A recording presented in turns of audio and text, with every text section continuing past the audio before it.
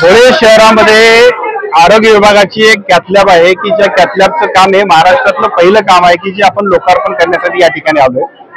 या कॅथलॅबच्या माध्यमातून सर्वसामान्य नागरिकांना अतिशय चांगल्या पद्धतीच्या आरोग्याच्या सुविधा मिळणं आणि धुळे जिल्ह्यातल्या सगळ्या लोकांसाठी सुद्धा एक अत्यंत चांगल्या पद्धतीची सेवा या ठिकाणी लोकार्पित करण्यासाठी आज आपण या धुळे जिल्ह्यामध्ये आलेलो आहोत। एकत्रित घरात राहताना सुद्धा भांड्याला भांडं लागतं, याचा अर्थ नाराजगी नाही। आपण बोललंच पाहिजे, आपण शेवटी बोलल्याशिवाय कसं आपल्या पोटातलं करणार आहे आणि ते खळकळून हलकं झाल्याशिवाय कशा पद्धतीने कामाला आपण पुढे जाणार आहोत। त्यामुळे हे सगळं होत राहतंय। अनेक वर्षांचा शिवसेना भारतीय जनता पक्षाचा संघटन आणि युती आहे, त्यामुळे त्या पद्धतीने आम्ही पुढे जाऊ। मध्ये महायुतीनं एकत्रितच लढावं अशा पद्धतीची अपेक्षा आहे। सगळे तिन्ही पक्षाचे तिन्ही आमचे प्रमुख नेते जे आहेत ते सगळेच लोक आम्हाला सगळ्यांना त्याबद्दलच्या सूचना देत आहेत।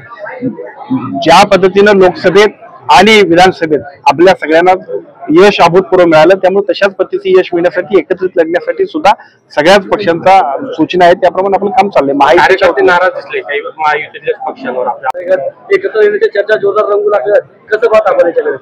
निवडणुका आहेत, निवडणुकांमध्ये युत्या आघाड्या ह्या होतच राहणार आणि त्या सगळीकडे होत राहणार, ते अपेक्षितच आहे। त्याच्यामध्ये प्रश्न असा आहे की शिवसेनेचं संघटन आदरणीय शिवसेनेचे मुख्य नेते एकनाथजी शिंदे साहेबांच्या नेतृत्वाखाली महाराष्ट्रात अत्यंत सक्षम आणि खूप चांगल्या पद्धतीने भरारी घेत आहे।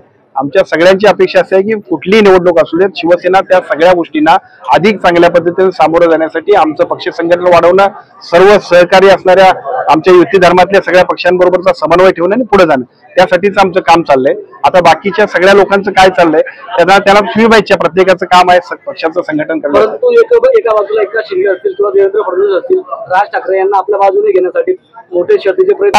हे कार्यक्रम आटवल्यानंतर जिल्हाधिकाऱ्यांना बोलवून घेईन आणि आपल्याकडे ज्या आश्रमशाळेमध्ये ही घटना घडली त्या सगळ्याची चौकशी करण्याचे तात्काळ आदेश आपण देऊ आणि कोणत्याही परिस्थितीमध्ये अशा पद्धतीने जर का एखादी चुकीची घटना आमच्या यंत्रणेकडून घडली असेल अथवा त्यामध्ये वस्तुस्थिती काय बघू, जर चुकीचं असेल तर त्यांच्यावरती कडक कारवाई करण्याबद्दल आपण निर्देश देऊ। मी आपल्याला सांगितलं की राज्यामध्ये असेल किंवा तुमच्या गाव पातळीवरच्या सुद्धा स्थानिक पातळीवरच्या छोट्या मोठ्या सगळ्या युती आणि आघाड्या होत असतात, त्या ठिकाणी सुद्धा या राजकीय संदर्भ आपल्या आपल्या सोयीने घेत असतात।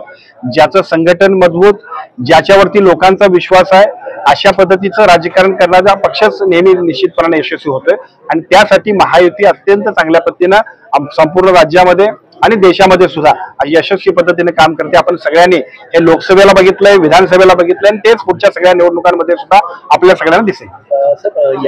कार्यक्रमानंतर धुळे जिल्ह्यातले सर्व लोकप्रतिनिधी आणि त्याचबरोबर अधिकारी या सगळ्यांची एक बैठक आपण घेतोय। या सगळ्या धुळे जिल्ह्यातल्या आरोग्याच्या विषयी सगळे जे काही प्रश्न असतील, ज्या काही पेंडिंग कामं असतील त्या सगळ्या कामांची निर्गत लावण्यासाठी या बैठकीमध्ये चर्चा होईल आणि निश्चितपणाने आजच्या दौऱ्याच्या निमित्तानं धुळे जिल्ह्यातल्या आरोग्याच्या सर्व प्रश्नांना अत्यंत चांगल्या पद्धतीने सोडवण्यासाठी आजच्या बैठकीमध्ये आपण निर्णय घेणार आहोत।